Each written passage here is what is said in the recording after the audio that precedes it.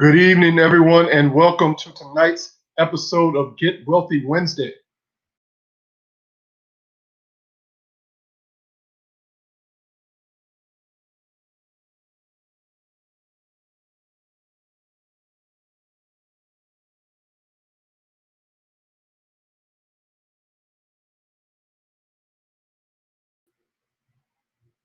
There we go. All right, there we go. I think y'all can hear me now. Awesome. All right, good evening, everyone, and welcome to tonight's episode of Get Wealthy Wednesday. Our focus is to increase the knowledge of building generational wealth by speaking with industry leaders within our community. Tonight's episode is brought to you thanks to More Owned Businesses. Go to moreownedbusinesses.com where they promote products and services by Black-owned businesses, making it easier to build and support our community from within. Also, special thanks to Catalyst for Change Global for supporting the show. Check out catalystforchangeglobal.com where they provide an array of educational consulting services, speaking engagements, as well as planning and strategy sessions. With May being Mental Health Awareness Month, I saw it very fitting that we welcome tonight's guest, Leslie Garcia. Let's get her in there. Hey, how you doing, Leslie? Hey, Brandon. How are you? All right. She's the founder of Counseling Space PC, which provides mental health support for professionals and business owners. Welcome, and thank you for agreeing to come on tonight. Thank you for having me, Brandon. I appreciate you being here. All right, so a little bit of what we're going to do. I'm going to ask you a few questions, and we're just going to get this thing going. Mm-hmm. So let's see. Tell us a little bit more about you and what you like to do, so we know who you are. Sure. Thank you again for having me. Hello, everyone. My name is Leslie Garcia, and I am the founder of Counseling Space. It's a mental health practice where we offer mental health therapy for business owners and mental health consulting for small businesses. And really, our goal is to tackle the mental stress that's interfering with your success. And our vision is to humanize mental health. We want to be in spaces and create spaces that destigmatize mental health. And we do that through counseling, education, and advocacy. That's awesome. All right. So how long have you been doing this, and how long have you been in the mental health space? Since early 90s, I would say 92. Oh, okay. So it's been a minute, huh? I've been working. Yes, I started my work in mental health with people, substance abuse, especially during the crack epidemic. So working in drug programs, working in a courthouse in drug court, and then working as a probation officer as well. And so that's how it all started, really working in substance abuse. And from there, I started working with adolescents, and not for so long, but mostly my career involves working with adults and working with adults who suffer from depression, anxiety, trauma. And I ultimately started opening my practice in 2015 because I wanted to do it my way, right? I wanted to try to see and not get caught up with so much red tape when it comes to accessing mental health. How can I do that on my own? And especially in our community as well, because that is another struggle in our community, finding a woman of color or just a therapist of color to provide that support. But when I started Counseling Space, I was so surprised how stressful it is to open and maintain a business. Right. And that was a wake-up call for me, right? So you are told, you start to do, I went to graduate school to become a social worker, and I actually focused on running a program, not so much run my own program. Right. And when I started, I didn't realize that I had to be the IT person. I had to get on your lane.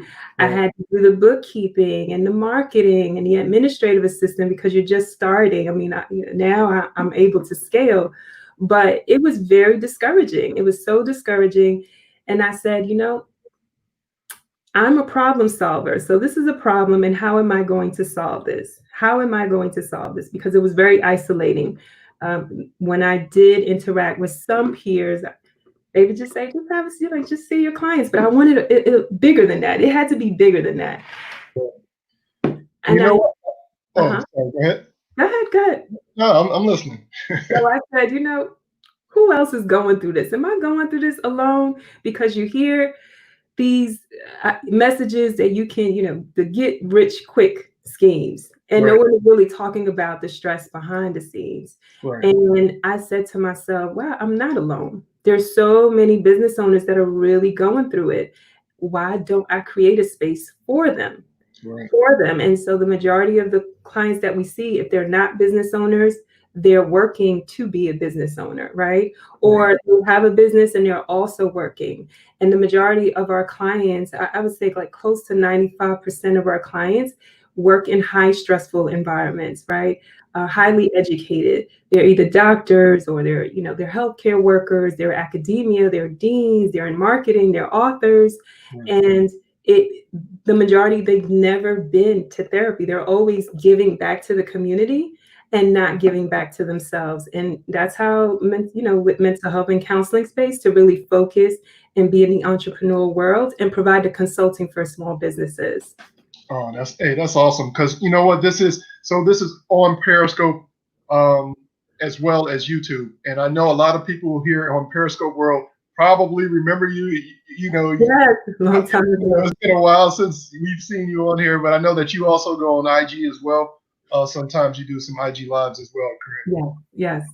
Yeah, so I know that a lot of us here, and I know a lot of us, many people that's here, that we are business owners, and we do have a problem with trying to do everything ourselves, or understanding that, especially when you're starting up, right? You really have to figure it out yourself, and like, okay, instead of saying, oh, well, I got a team or I have a VA that does this, you want to be in control. You want to be Superman, Superwoman all the time and just be like, look, I'm going to do this. I'm going to start with no loans and all this. And then you put all this extra stress on yourself, and it leads to burnout very quickly. Exactly. So I know that a lot of us, we all need to consider, counseling and working on our mental health, from just the business side of it. But we also, we also have a lot of different things that we, go through day to day. Just normal life that's constantly bugging us down, and we see things, especially in our community. It's stressful just being being brown. I mean, just period. You got brown skin, black skin. We're going through it. We're catching it from a lot of different ways, especially what a lot of things that's going in the news now. So how do you start addressing those type of issues? I know you've probably seen a lot of different things, or probably heard a lot of different things, especially with things that's happening in Minneapolis and elsewhere, and actually in New York as well, right? Yeah, it comes up all the time, right? And if it's not seen in social media, I hear it with my clients' own experience, the microaggression, right? Many of them, Black, brown, and first want to be the executive of a department or the first one to graduate out of college. And so they're feeling very isolated. So if they're not seeing it in the news, they're experiencing it directly or indirectly. And it's not a generic approach to address it, but one pointer is be careful, because these images, the families and friends of this victim, they're being re-traumatized as they're looking at this website or whatever feed, the news articles. Right. And I know that other people are doing it to raise awareness, but you're not considering what the loved ones are going through, just constantly seeing this image, right? So what are we doing why are we constantly doing that? being reactive. So how can you be in a place where you're not so, the anger is blocking the logic, your logic. How can you have a voice in it that is not repetitive from everyone else? Everyone is saying, look at what happened, and I'm angry. Okay, and that is valid. Okay, so Right. what are we doing to be heard? What is it that we're doing? In addition to people are protesting, and you see in violent protests, but guess what? That only lasts for a few minutes. Right. And what, Yeah. what is long lasting? Like, what is the cause that you believe that can put a lot of pressure, particularly economic pressure, on the enemy? Right. And that is something I discuss with clients. Like, what are the causes that you believe in, or what are some of the agencies or organizations that you can be part of and make that force stronger by your participation, especially the skill sets that they have, right? Like I said, they come from legal background, academia, they can write about it. And how do you present yourself that the pressure is ongoing and it's not, okay, this is what happened, and then next week we're going to see another one, and then next week we're going to see another image, and it's a lot of noise, but it's not productive noise. And so Right. it's really highlighting and assessing, absolutely accepting the anger. I mean, we all are angry about it, but what do we do? How can we utilize that anger in a way that is educational? Because let's be honest, society, they expect for you to start throwing rocks and shooting. They expect you to do that. So how can you Exactly. come to society from a different perspective that they don't even know what to do with it, because you're coming from a place of wisdom and knowledge? So that's how I address it from time to time. Yeah. Right. And I think especially with a lot of people in our communities, we never get a chance to heal. Yeah. Right. It's like you said, Mm. we'll get another one. I'm not putting it in the universe, but the thing is, we see it so often. Right. Yeah. We see it so often that there'll be another incident or something that may come, and it'll be right behind it, and it's like, oh, it's we're talking so much about George, but Ahmad was a couple weeks ago as well. Right. So we just never get a chance to heal. And I think that's one of the problems that we have in our community, is that we have so much back pain that Mhm. and this just trauma and mental stress that we've been going through, even the stress that we have stored in our DNA. I mean, it's constantly upon us, and we really are in a sinking ship, and we got a bucket, it's got Yeah. Yeah. and we're just kind of like trying, we can't really get anywhere because we're constantly trying to, dish the water out, right? So I think there's um, uh, things that we need to address as a community, to start saying, okay, Mhm. we need to start focusing on our mental health, to try to get better. But I understand that there's a stigma with it. No one wants to go to want to be seen going to a therapist, or all those type of things. Yeah. But you know, I think that's part of the healing process. It is yeah, no, because the stigma is so real in our community. I mean, it is getting better. Having someone like you to talk about it, right? Offering your platform to destigmatize it. So it is getting better. And I have to say, with my experience, the millennials are helping us. Um, They're blogging about it, right? They are doing YouTube channels about it. So they are definitely helping us to spread awareness as well, because you don't know their time, especially what we're going through now, right? There's this collective trauma, meaning that we're all going through this, right? This collective trauma of the pandemic. It's called collective trauma because I say either it's either someone is affected or infected, right, right? right, And so people are not in a usual space, and how they're reacting from day to day. That there might be some level of frustration, anger, confusion, and how that affects the dynamic of your interaction with your coworkers, family, or friends, and people take it personally, or they themselves don't know where that's coming from. So right, having the opportunity to speak to a therapist and understand, where is this coming from?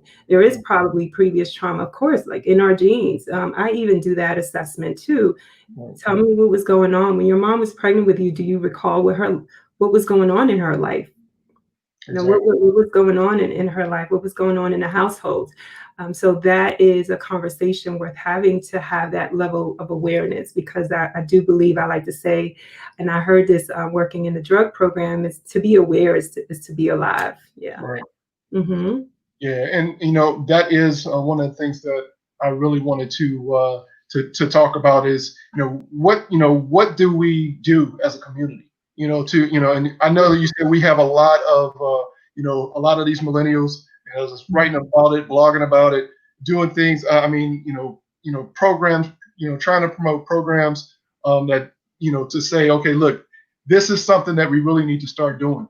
And we really need to start, trying to figure a way to get, I won't say get past the hurt, but at the same time, there needs to be a way that we need to, refocus and either use it or something like that and learn from it. Because the problem is, hurt people, right? And sometimes it keeps perpetuating itself, and then we never get healed. It's like, so something, as parents or whatever, we may pass this on down to children. And it just keeps the cycle going. So what we need to do is try to find ways. Sometimes whether it's going to be like platforms like this or social media or something like that, to to try to make it normalize, right? I hate to say the word normal because but you know what I'm saying, right? To Absolutely. kind of normalize it. Absolutely, and there, it doesn't, like you said, it doesn't just have to be one type of platform. How do we uplift? How do we create a platform where we are uplifting each other by education, right, or by supporting someone's business? You're good for that. Always supporting someone's business by sharing their information, connecting to someone else, even in the community, investing in the community. I do believe, I mean, there's so many ways, but I do believe that that economic growth and investing in our community and developing that economic growth, we don't really have to leave. We don't have to leave that circle. We continue to invest and recycle and invest. It can be in money, in time, in your knowledge as well, because people don't expect that from us, right? They don't expect it. And I hate to, I know you don't like to put it out there in the universe, but I do believe the more knowledge, that's where we're at. We are getting more knowledge. We are owning more businesses more than ever. And we are in spaces that no one thought. I mean, you're still, in one way, it's unfortunate that we're seeing news. Oh, first Black person to be CEO or president of this. I mean, we're Well, still seeing that. But all of those examples can be a threat. And so there is part of society that they are seeing us flourish, and there's nothing you can do about it. That's the threat. And we need to use it with wisdom. But that economic investment, and I don't remember if you, was it the Wall Street? It was like the Wall Street, the 99%, the 1%, and it was here in New York City. And these people, they were outside all the time protesting. But what I remember, what they did is that they withdrew their money from banks, from a lot of these commercial banks, right, and they were investing in community banks. And that's when it started to get attention. But what I believe what happened, it wasn't consistent. They didn't really have, I guess they didn't have the support. But right, that's powerful when you start to touch someone's money, right, a very, very powerful resource. That's when a conversation is introduced. Let's talk about it, right? But right. when you start yelling and screaming and shooting, they already expect it. They're like, all right, we'll just bring out the cops and we'll handle Yeah. it. But And yeah, here come the tanks, here come the tear gas, and everything else that comes with that. it's true. So have a collective forum where we all use our strengths. Yeah, and you know what? That brings up a topic of, I actually had someone on here a couple of weeks ago, and we were talking about crypto.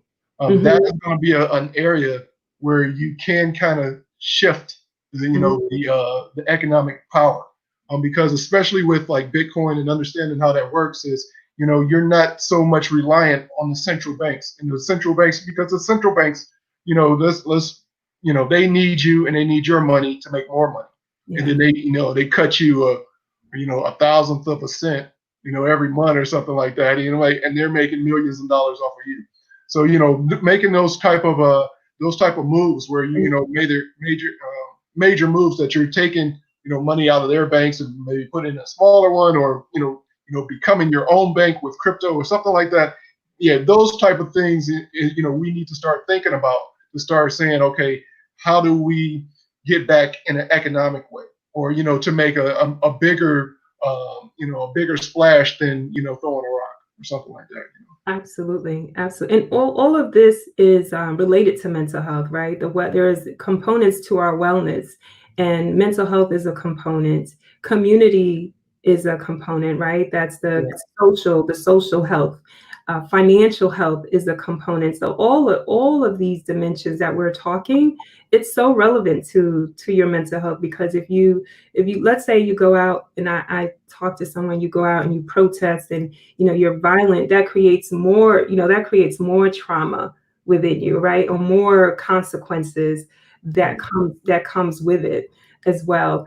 And so thinking of all of these components they're very helpful to your mental health, and being with people that are like-minded, that are thinking the same way, like you said, inviting different people that can talk and educate us on how to move forward in a way that not only is helpful for us, but we can bring that to our families and our communities. Yeah.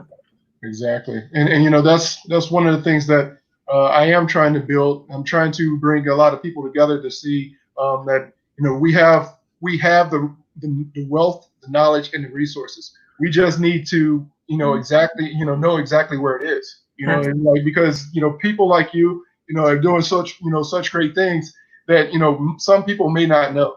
They may not know that you are a resource, especially for a lot of us business owners that are probably pulling our hair out and stuff like that, and and just don't know which way to turn, or how to manage stress, or do any of those things. That, like I said, I think it's more of kind of like realizing that there are avenues and there are ways that we can start to work on it. Absolutely.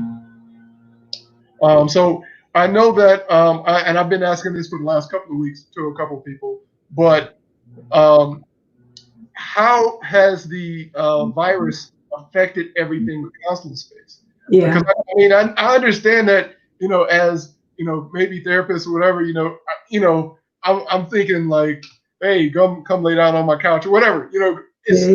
sometimes those type of interactions where you're talking to someone face to face. It may might not necessarily be a couch, but what I'm saying. Mhm. In your office, you're talking one on one. Those type of things. With this whole virus, how has it affected? People? Absolutely.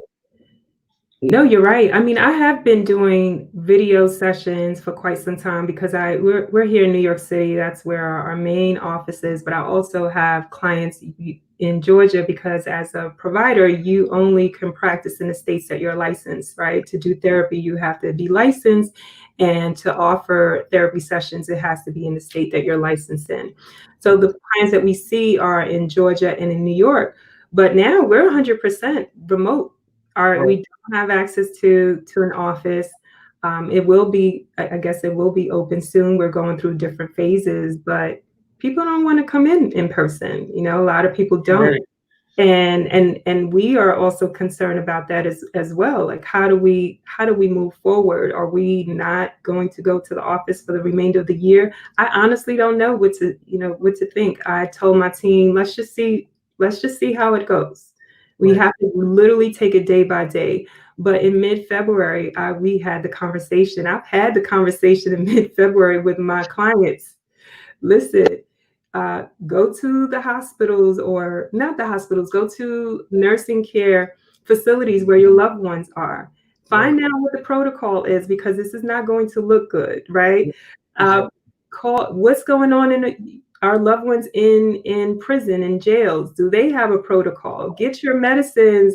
Make sure you get your appointments. So I've already started having this conversation in mid February. So we started making Right. that transition. So it has affected us, because we're 100% remote. We're not Yeah. seeing anyone in person. It affects our clients, because mostly in New York City, we're cramped up. So people don't have that privacy. Right. Yeah, Like exactly. when they Hey, thin walls, everything, everybody hearing everything you hear. Like, look, I got to go sit outside in a park. It's true. Go to the car. They don't have the privacy. So there are times we have to be so flexible. We have to be flexible because they just don't have the privacy. Meaning, if the kids are crying in the background, they're apologetic. And I'm saying, don't worry about it. I mean, we're just going to make this work. So it affected us that way that we really had to be flexible.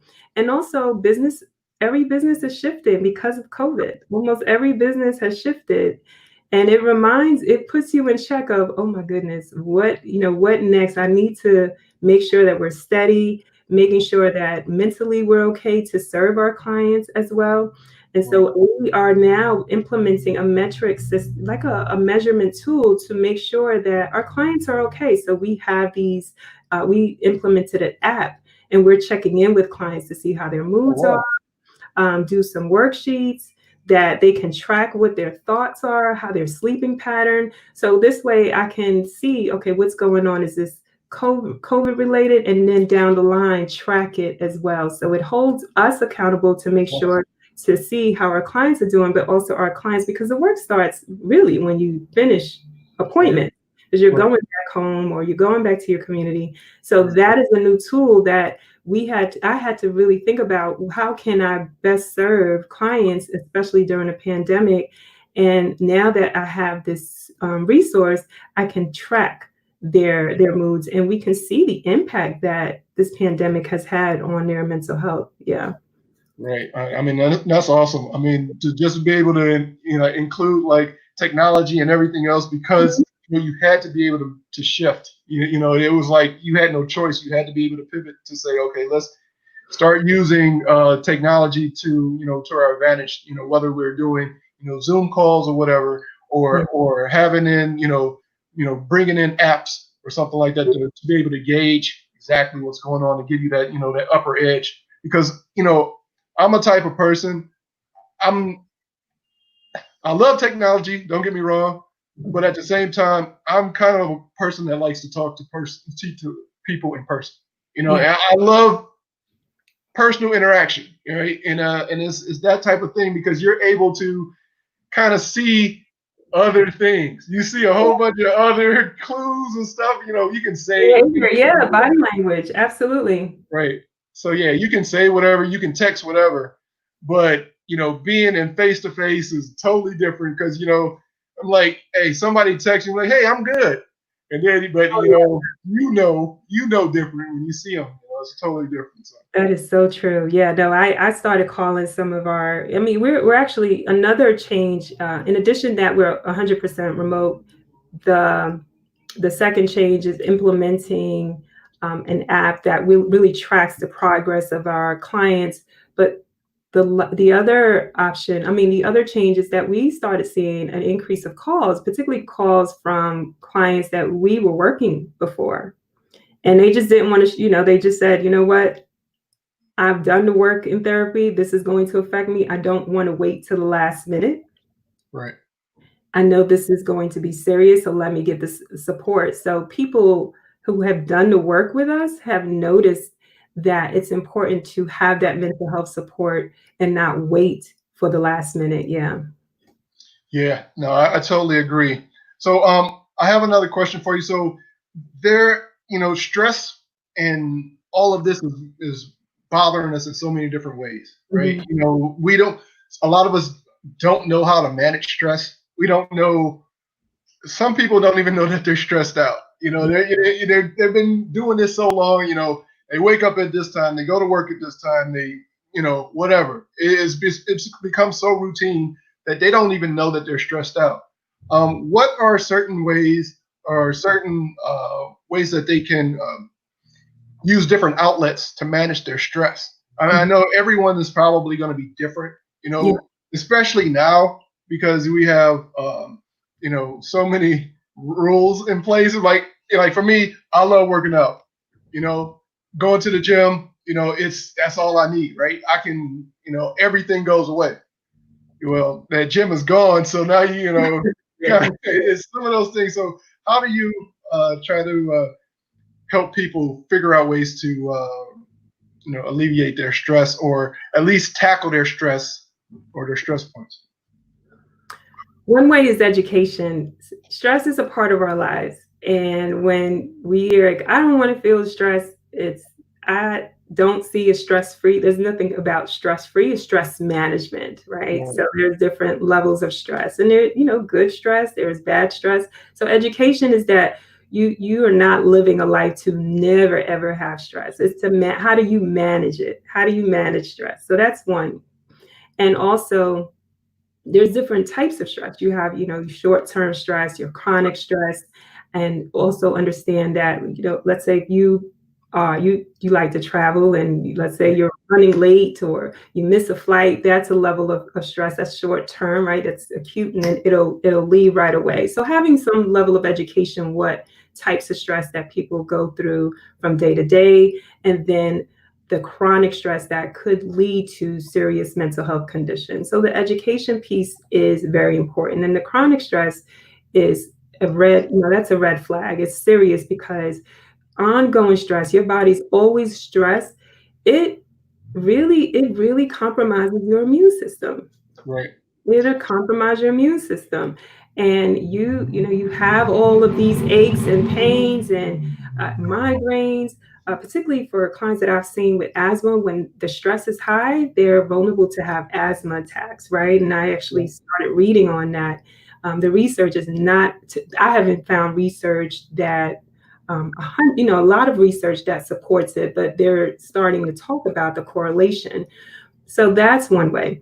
Then you have to detox your surroundings, right? Just like we hear detox when it comes to the diet.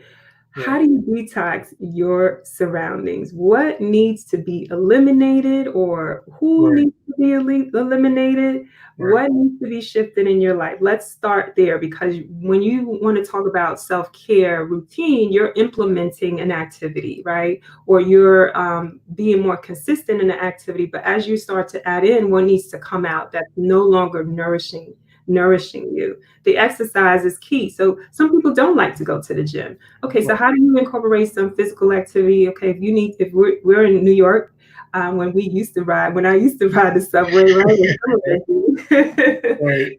do you get off the train one stop before so you can walk, an extra mile, or if you Right. can just take the long route or dancing? What can you incorporate, right? And Right. how is it gradually? And what brings you joy? What is it that brings you joy?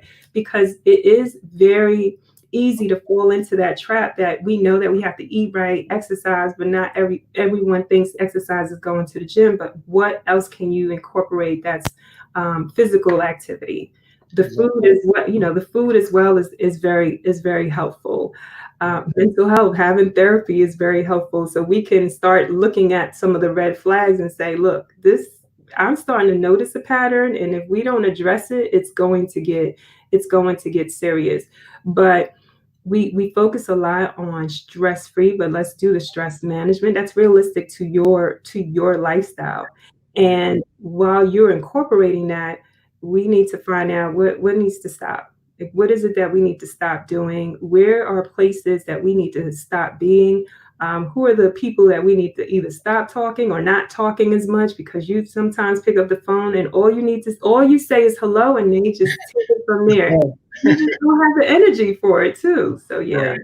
So yeah, I mean, and that is one of the problems that a lot of people don't realize that you are what you eat, and that Mm, and that means food, social media, people that you talk to, absolutely. everything that you consume. Some of the things that and a lot of people don't realize exactly what they do. They Mhm. might wake up first thing in the morning, and the first thing you do is look at social media, maybe Facebook, Twitter, whatever, and it's all negative images. So your whole day is jacked, for the most part, because you've already fed yourself negative stuff first Yeah. thing in the morning, right? So we have to understand that you are what you eat. So maintaining a good diet, maintaining a good fitness regimen or whatever. Like I said, it may not necessarily be the gym, but it should be some type of physical activity to get your heart rate going. Something. Take the stairs, do something. Mhm. Go for a walk, whatever it's going to be. But maintaining some type of health, physical health aspect also adds to your mental health. Yeah. So yeah, it's I think there's a lot of different things that people can do, even in this situation with us being on lockdown, and we may not be able to uh, talk to, or actually that might be a good thing, because we're not been able to Another excuse, like I converse can't with do certain people. it. Hey, COVID, they talk to you, but Yeah, trying to mess with you now. it's true. It's true. But yeah, those type of things. I know. I want to make sure I put all of your information up here. Thank Link, you. your link tree is here, so Linktree / counseling space. I know you probably have a lot of different things that you offer there. Yes, yes. Um, can you just touch Yeah. on some of So those? we offer, yeah, thank you for that. We definitely offer individual counseling. We have group counseling, particularly for caregivers as well. I have a team. I have one lady, her name is Dinah Tucker. She is doing infidelity support group. So couples and women who have been infected by infidelity. So she focuses a lot on relationships as well and premarital counseling. So I'm trying to have a team to address the different aspects of life. And we focus mostly on chronic stress, depression, and anxiety. So counseling, yeah, counselingpc.com, Leslie Garcia, reach out to us and set up a consultation and we'll take it from there. Make sure I put that one back up there too. I have Yes, that as well. counselingpc.com, yeah. So yeah, you have all of that, and I know you have that link on your link tree as well. Yes, Because yes. the Oh, website. yes, counseling space on the social media channels as well. Okay, all right, that is great. Well, thank you, Leslie. Thank I don't really you. have any more questions for you here. I do appreciate you coming and taking time out of your busy schedule to I be with appreciate it. Thank us, and you. just teach us, different ways of how we should, more into managing stress, not necessarily trying to be stress free, because Mhm. like you said, there are, like eustress and distress and all the, Right, some things right, that we right. take Good care stuff. Yes. of, my things, and so we take care of our mental health, right? I want to thank you for being here, all of you for coming in and enjoying this episode of Get Wealthy Wednesday. Join us next week for another episode of Get Wealthy Wednesdays when we speak with Anthony A.D. Walker. He is a mindset coach and motivational speaker.